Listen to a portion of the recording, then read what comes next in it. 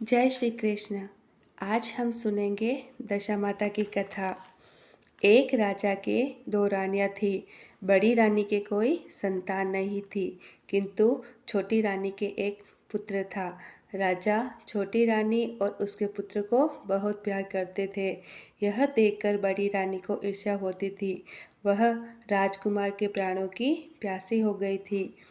बड़ी माँ ने उसे गले में सांप डाल दिया। वह लड़का दशा माता का दिया हुआ ही था, तो दशा माता की कृपा से लड़के के गले में पड़ा हुआ सांप अपने आप ही सरक कर भाग गया। बड़ी रानी ने राजकुमार को विष के लड्डू दिए। जो ही खाने लगा त्यों ही दशा माता ने दासी के वेश में प्रकट होकर लड्डू छीन लिए। बड़ी रानी ने उसे पकड़कर गहरे कुएं में डालने की कोशिश की, पर दशा माता ने उसे बीच में ही रोक लिया। जब दोपहर का समय हुआ और कुंवर कहीं दिखाई नहीं दिया, तब राजा रानी को बड़ी चिंता हुई। जहाँ तहाँ लोग उसकी तलाश करने लगे। राजा रानी पुत्र शोक में रोने लगे। तब दशा माता एक भिखारिन के वेश में राजकुमार को एक वस्त्र में छिपाए हुए भिक्षा के लिए राजा के द्वार पर आई।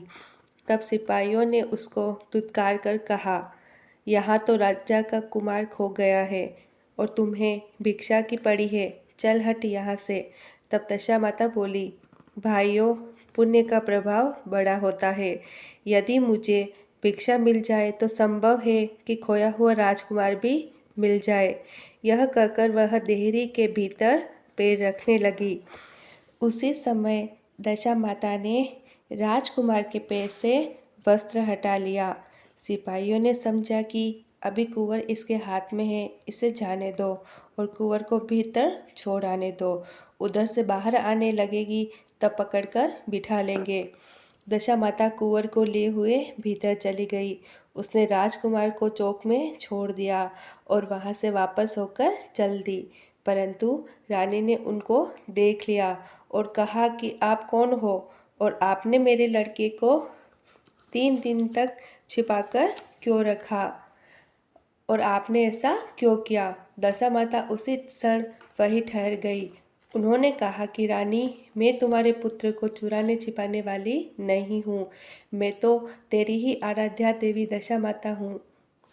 मैं तुम्हें सचेत करने आई हूँ कि तेरी सौतन बड़ी रानी तुझसे ईर्ष्या रखती है।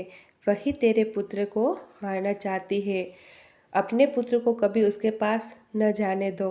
और सारा हाल कह सुनाया। माता बोली, मैं तुमको चेतावनी देने आई हूँ।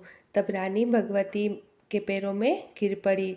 उसने विनीत भाव से प्रार्थना की कि जैसे आपने मेरे पुत्र की रक्षा की, वैसे ही मेरे सुख सौभाग्य की रक्षा करना और मेरे यही आप सदैव रहना। मुझसे जो सेवा पूजा बनेगी सो करूँगी।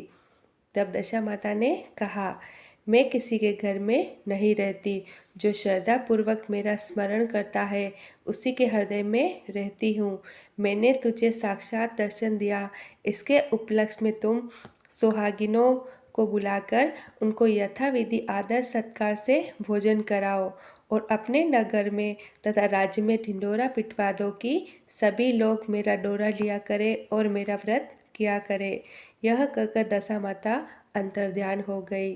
रानी ने शहर भर की सौभाग्यवती स्त्रियों को निमंत्रण देकर बुलाया।